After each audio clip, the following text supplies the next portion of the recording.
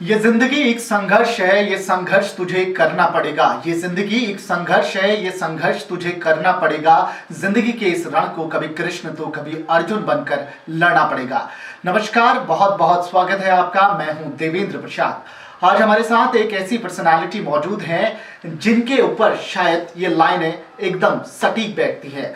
उन्होंने अपनी राह बनाने के लिए हर दिन और हर महीने हर साल संघर्ष किया है और इस संघर्ष का परिणाम यह है कि आज वो देवाल से क्षेत्र पंचायत चुनाव जीतकर हमारे सामने मौजूद हैं। जी हाँ, मैं बात कर रहा हूं युवा नेता प्रबोध मिश्रा जी की। मिश्रा जी, आपका बहुत बहुत स्वागत है। बहुत बहुत धन्यवाद देव भाई आपका। मैं हृदय की असीम गहराइयों से आपका हार्दिक अभिनंदन एवं स्वागत करना चाहता हूं।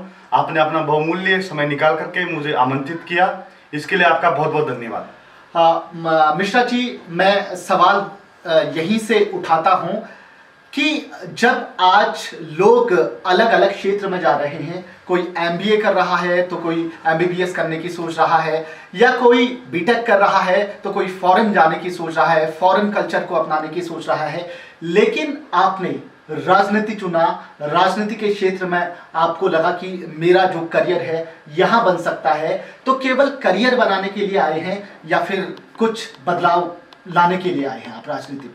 देवेंद्र जी, मैं आपको अवगत कराना चाहता हूं कि जब 2009 में मैंने अपनी इंटरमीडिएट की परीक्षा पास की, उसके उपरांत जब मैंने अपना प्रवेश उत्तराखंड के सबसे बड़े महाविद्यालय डीएवी पीजी कॉलेज में लिया, उस दौरान जब मैंने देखा कि डीएवी पीजी कॉलेज में एक आंदोलन प्रारंभ हो रहा था, उस आंदोलन में मैंने देखा कि कुछ छात्र चुपचाप तरीके से बैठे हुए थे और उनके पास एक भगवा झंडा था। जब भगवे झंडे की तरफ मेरा मन आकर्षित हुआ तो मैंने देखा, मेरी मुलाकात उस समय उस दौरान एक छात्र नेता से भी, जिनका नाम मोहित शर्मा था। और मोहित शर्मा के द्वारा जब मुझे बताया गया कि हम विश्व के सबसे बड़े छात्र संगठन अखिल भारतीय विद्यार्थी परिषद से हैं, तो मैं बहुत ज्यादा प्रभावित हुआ, क्योंकि छात्र हितों के लिए हमेशा अखिल भारतीय विद्यार्थी परिषद 1949 से लेकर 2020 तक के कालखंड में लगातार संघर्ष करता आया एक बहुत बड़ा संगठन है। और उस दौरान फिर लगातार 2009 से लेकर जब मैंने अपना बीकॉम किया, फिर अपना एमकॉम किया, फिर लगातार मैंने फिर एमए सोशियोलॉजी से किया, फिर एलएलबी की पढ़ाई की, तो 2009 से लेकर 2015 तक लगातार अनेक छात्र आंदोलनों में मैंने प्रतिवाद किया। इसके लिए 2012 में 3300 एडमिशनों को लेकर छात्र आंदोलन के लिए हमें जेल भी जाना पड़ा। और एक छात्र राजनीति की हमने एक अनोखी गाथा लिखी। विद्यार्थी परिषद में एक पद्धति होती है, जिस पद्धति तो आप मतलब कि कुछ करने के लिए आए हैं। सवाल मेरा है कि आप कुछ नया करने के लिए आए हैं।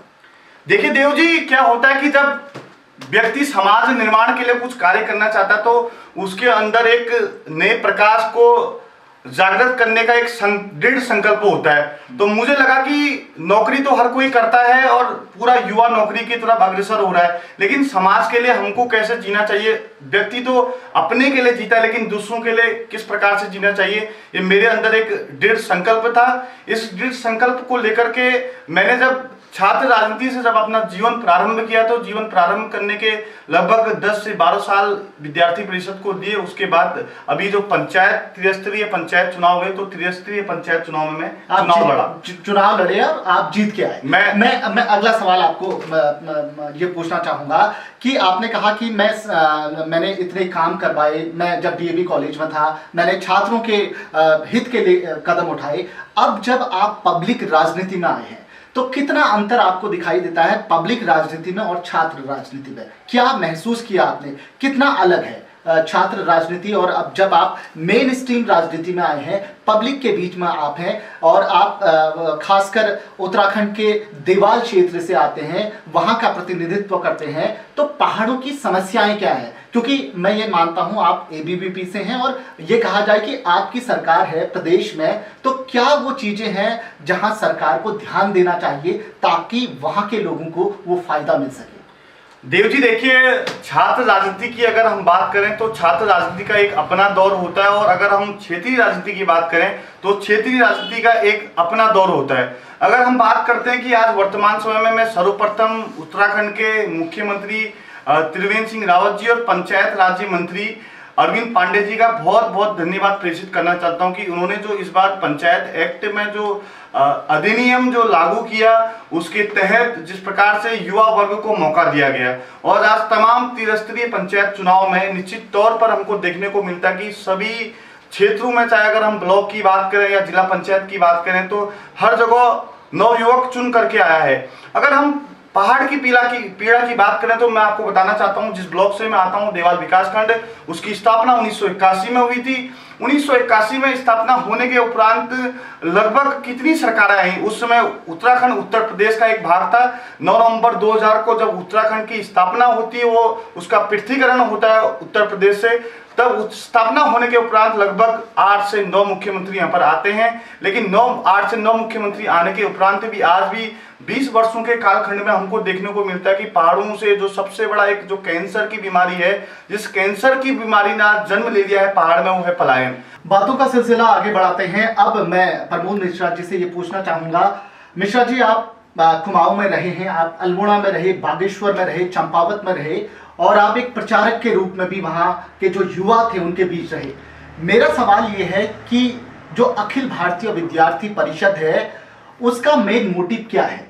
आज के अगर परिप्रेक्ष्य में देखा जाए, जब आज युवा भटकाव की ओर आगे बढ़ रहा है, ज्यादातर युवा नशे की गिरफ्त में जा रहे हैं, या बहुत सी ऐसी चीजें हैं जो युवाओं को अपनी ओर आकर्षित कर रहे हैं, ऐसे में विद्यार्थी परिषद किस तरीके से युवाओं के बीच अपनी बात रखेगा, और क्या बात विद्यार्थी परिषद को युवाओं के बीच रखनी चाहिए?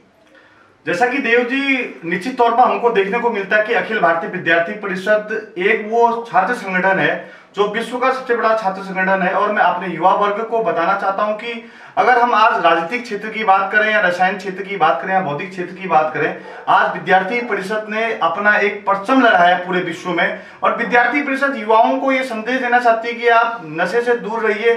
और विद्यार्थी परिषद ज्ञानशील एकता की बात करती है। अगर रोजगार की भी बात करती तो अनेक आंदोलनों को विद्यार्थी परिषद ने जन्म दिया है, और उसका प्रभाव हमको देखने को मिलता है कि आज विद्यार्थी परिषद अनेक क्षेत्रों में काम कर रही है। और विद्यार्थी परिषद के माध्यम से मैं ये भी बताना चाहता हूं कि लगातार संघर्ष करने वाले छात्र संगठन है।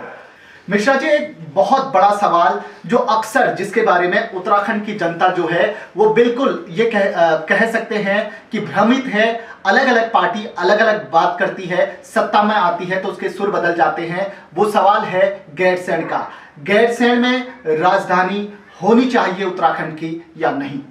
देव जी, मैं आपको बताना चाहता हूं कि अगर पहाड़ की पीड़ा को खत्म करना है और पहाड़ में नए रोजगार स्थापित करने हैं और एक नए प्रकाश की ज्योति अगर पहाड़ में बनानी है, तो मैं इस प्रदेश के यशस्वी मुख्यमंत्री त्रिवेंद्र सिंह रावत जी को बोलना चाहता हूं, उनसे निवेदन करना चाहता हूं कि आगामी होने वाले विधानसभा सत्र में आप ग्रीष्मकालीन राजधानी, जिस प्रकार से जम्मू कश्मीर में 2 राजधानी हैं, उसी प्रकार से उत्तराखंड की जो ग्रीष्मकालीन राजधानी है, उस ग्रीष्मकालीन राजधानी को आप गैरसैंण बनाइए। क्योंकि विधानसभा चुनाव में भारतीय जनता पार्टी के द्वारा अपना मैनिफेस्टो रखा गया था। उस मैनिफेस्टो में साफ कहा गया था कि हम चुनाव इस वजह से लड़ेंगे क्योंकि हम इस गैरसैंण को अपनी राजधानी बनाएंगे।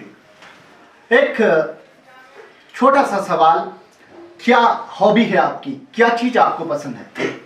देव जी, मुझे क्रिकेट खेलना, पुस्तक लिखना, नॉवेल्स पढ़ना और समाज के लिए जीना, ये ज़्यादा बहुत अच्छा लगता है। और अपने लिए नहीं, कुछ दूसरे के लिए कर सकूं, ये मेरी अपनी आदतें हैं, ये मेरी अपनी हॉबी है। मिश्रा जी, आपने अपना कीमती समय हमें दिया और बहुत सी चीजें बताई आपने, इसके लिए बहुत बहुत धन्यवाद। देव भाई, आपका बहुत बहुत धन्यवाद, आपने मुझे जो आमंत्रित किया। ये थे प्रमोद मिश्रा जी, जिन्होंने बहुत कुछ नई बातें हमें बताई।